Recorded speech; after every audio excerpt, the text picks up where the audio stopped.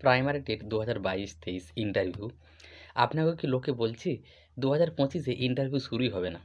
তো লোকের কথায় কান দিবেন না। লোকের কথায় কান দিলে কিন্তু চাকরি হবে না। তাহলে কিন্তু চাকরি হবে না। এই বিষয়টা নিয়ে প্রধানত কথা বলব। তো আপনি যদি ২০২২-২৩ টেট পাস হন এবং কিছুদিনের মধ্যে ইন্টারভিউ দিতে চলেছেন, তো আপনাকে যদি এই কথাটা শুনতে হচ্ছে অন্তত যে ২৫ এর মধ্যে ইন্টারভিউ শুরু হবে না।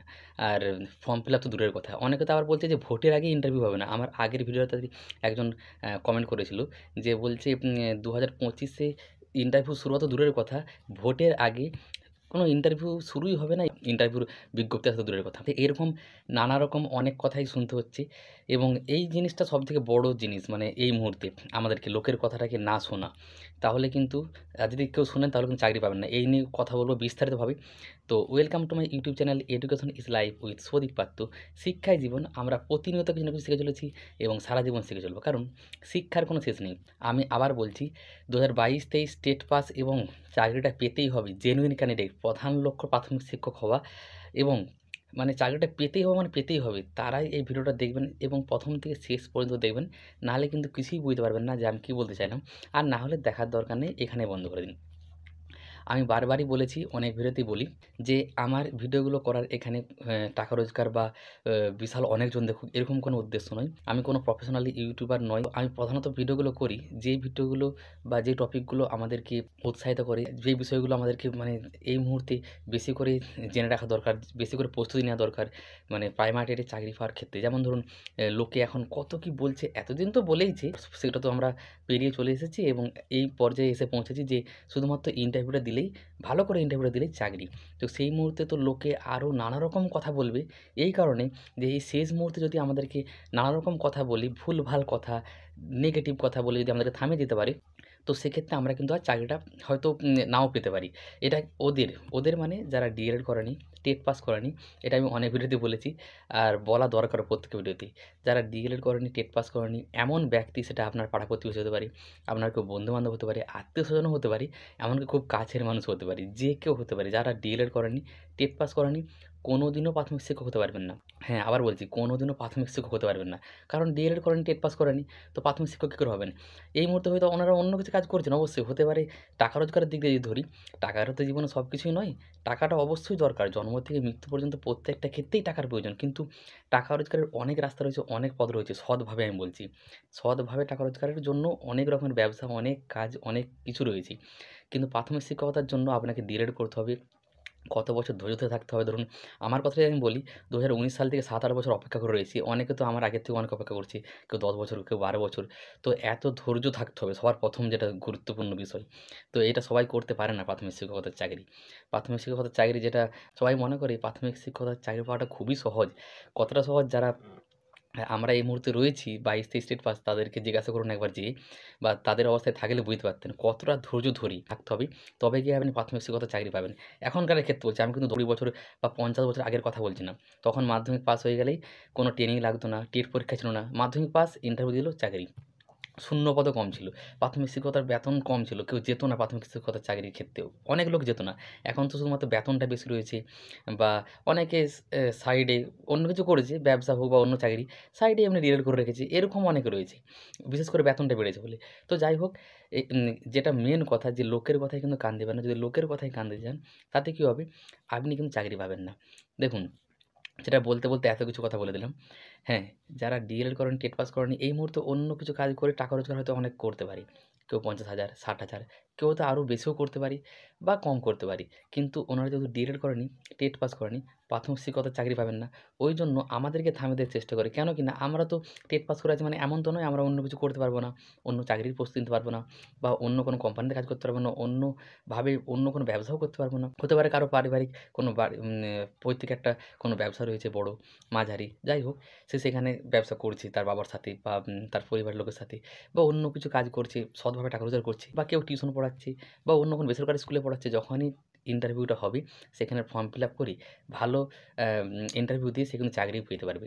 এটাই এক প্রকার বলতে পারি হিংসা বলতে পারেন বা ওনারা যেহেতু পাবে না, হিংসা করে বা ওনারা পাবে না বলে কোনোদিনও আমাদেরকে থামিয়ে দেওয়ার চেষ্টা করি। কারণ এতদিন তো বলেই এসেছিল লাভ নেই, কোনো লাভ নেই। প্রথমে তো আমরা যখন ডিএলএড করেছিলাম, ডিএলএড করা থেকে একটু শুরু করি। এই ভিডিওটা কিন্তু একটু বড় হতে চলেছে। আমি বারবার বলছি দেখলে শেষ পর্যন্ত দেখবেন। হয়তো সামান্য হলেও মোটিভেট হবেন। আমি বলেই যে আমার ভিডিওগুলো করার উদ্দেশ্য নিজে মোটিভেট থাকা এবং আমার সাথে যদি কিছু মানুষ মোটিভেট হন, যারা অন্তত প্রাথমিক শিক্ষক হওয়াটাই প্রধান লক্ষ্য যাদের, তাদের কথা বলছি আমি। তাদের ছাড়া আমি এখানে দ্বিতীয় অন্য কারো ব্যক্তির কথা বলছি না। তাদের এই ভিডিওগুলো ভালো লাগবে না, হাস্যকর লাগবে, কোনো গুরুত্বহীন ভিডিও মনে হবে। তো তারা না দেখলেও চলবে। কিন্তু প্রধান লক্ষ্য যাতে শিক্ষক হওয়া, শিক্ষক হতেই হবে। লোকে এত কিছু বলেছে এতদিন ধরে। শুধু এমন নয় যে লোকে বলেছে বলে লোককে দেখানোর জন্য, এমনটা নয়। আমাদের প্রধান লক্ষ্য শিক্ষক হওয়া। আমরা প্রাথমিক শিক্ষকতাকে ভালোবাসি। বিশেষ করে 1 থেকে 5 ছোট, ছোট বাচ্চাদেরকে পড়াতে। তাদের যে নিষ্পাপ নির্মম যে একটা বাচ্চাদেরকে যারা পড়ান তারা জানেন। কোনো রকম কোনো ছল কপটতা নেই, যেটা বড়দের মধ্যে থাকে। এই 9, 10 থেকে কিন্তু শুরু হয়ে যায় বাচ্চাদের মধ্যে। কিন্তু 5 এর মধ্যে কোনো রকম কোনো বাচ্চাদের ছল কপটতা বা কোনো কিছু নেই। একদম নির্মম নিষ্পাপ শিশু।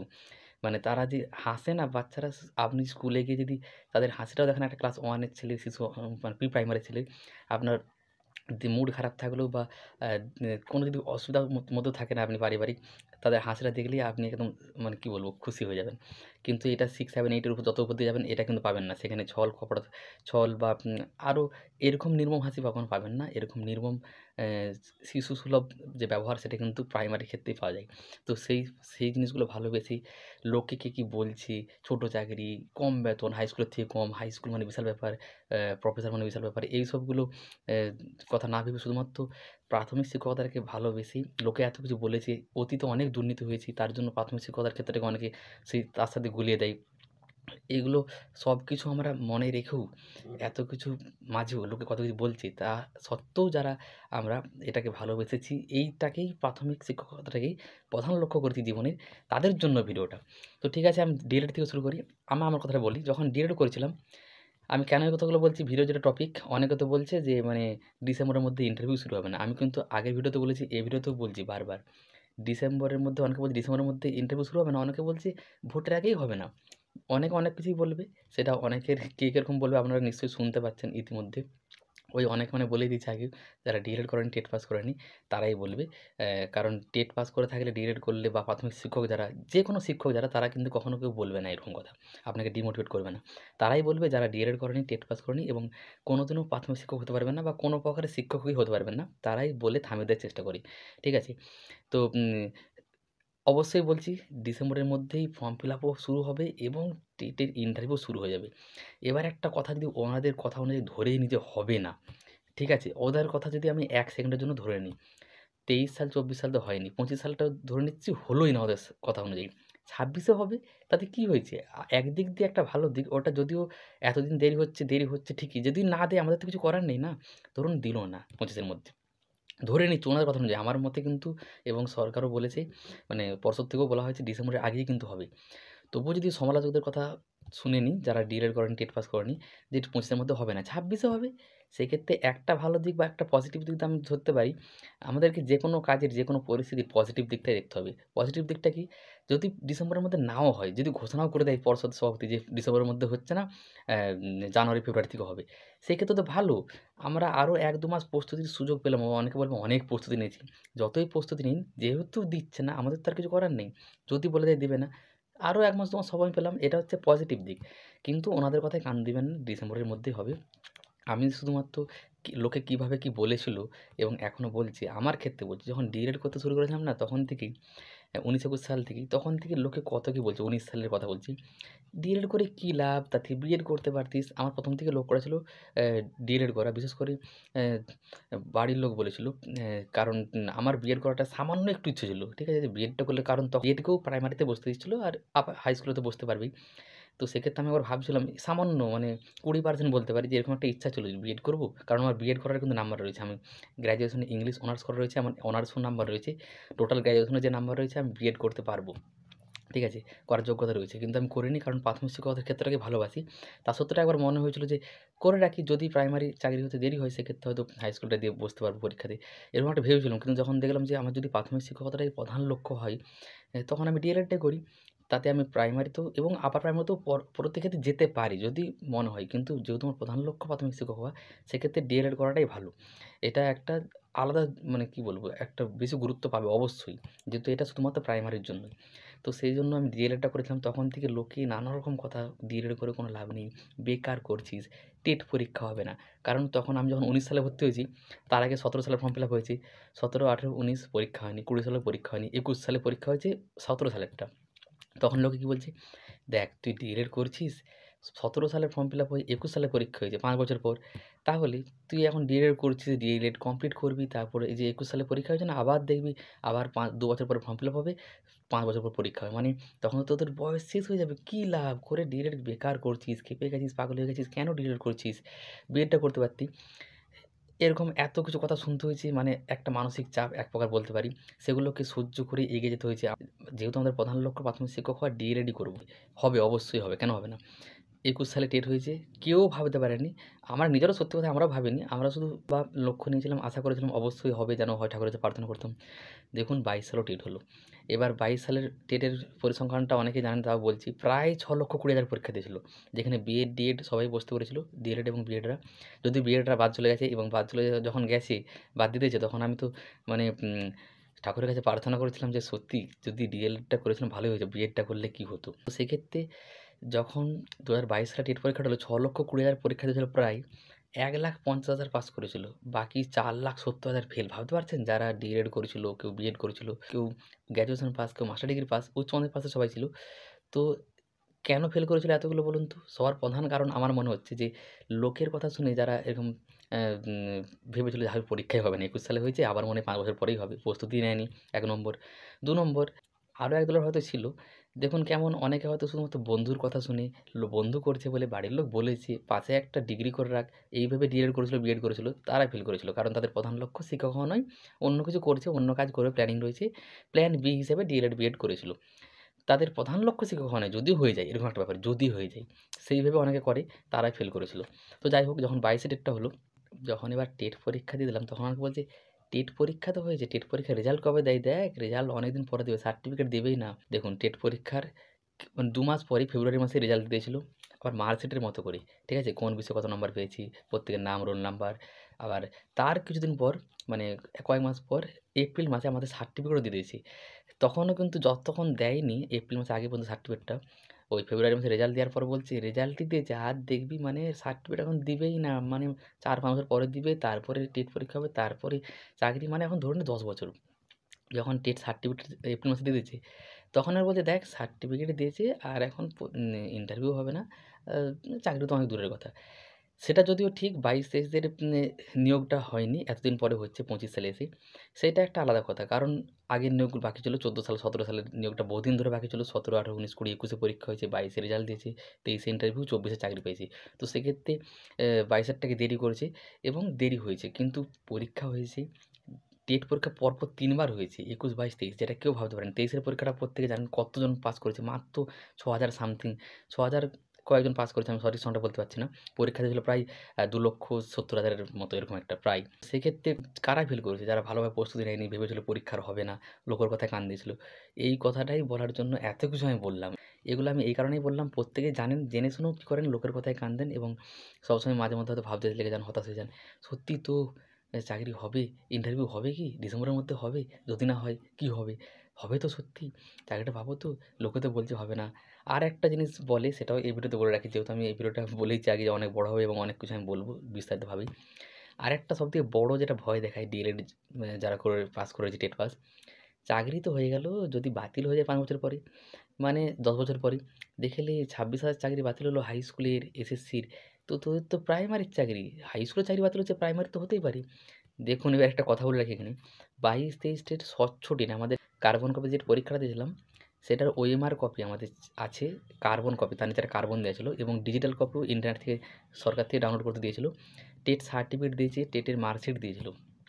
এত কিছু প্রমাণপত্র রয়েছে এবং ইন্টারভিউটা অনেকে জানে না হয়তো ক্যামেরা হয়, ভিডিও ক্যামেরা মানে সিসিটিভি ক্যামেরা থাকে ইন্টারভিউ রুমে। কে কেমন ইন্টারভিউ দিয়েছে সেটাও পরবর্তীতে দেখা যাবে। প্রত্যেকটা প্রমাণপত্র রয়েছে। প্রত্যেকটা প্রমাণপত্র নিয়েই কাউন্সেলিং করে চাকরিটা হবে। তো সেক্ষেত্রে চাকরি যাওয়ার কোনো রকম কোনো সম্ভাবনা নেই। এটা অনেকে জেনে শুনেও কোনো যারা সমালোচক রয়েছে লোককে এরকম বলে, আবার অনেকে না জেনে বলে দেয়। অ্যা কারণটা কি? আমরা হতাশ হয়ে যাই, আরও নিরাশ হয়ে যাই। কিন্তু আমরা অনেকেই জানি, অনেকে হয়তো জানেন না বিষয়টা, অনেকে জেনেও মাঝে মধ্যে ভাবেন ওই হাই স্কুলের কথাটা নিয়ে। হাই স্কুলের তো প্রমাণপত্র ছিল না। 16 সালে যে পরীক্ষা হয়েছিল, কী প্রমাণপত্র ছিল ওনাদের? কোনো প্রমাণপত্র ছিল? ওএমআর কপি দিয়েছিল? সার্টিফিকেট দিয়েছিল? আমাদের কিন্তু প্রমাণপত্র রয়েছে 22-23 টেট স্বচ্ছ টেট। ওই জন্যই দেরি করছে আমার মনে হয় আরও বিশেষ করে। কারণ প্রত্যেকটা প্রমাণপত্র রয়েছে।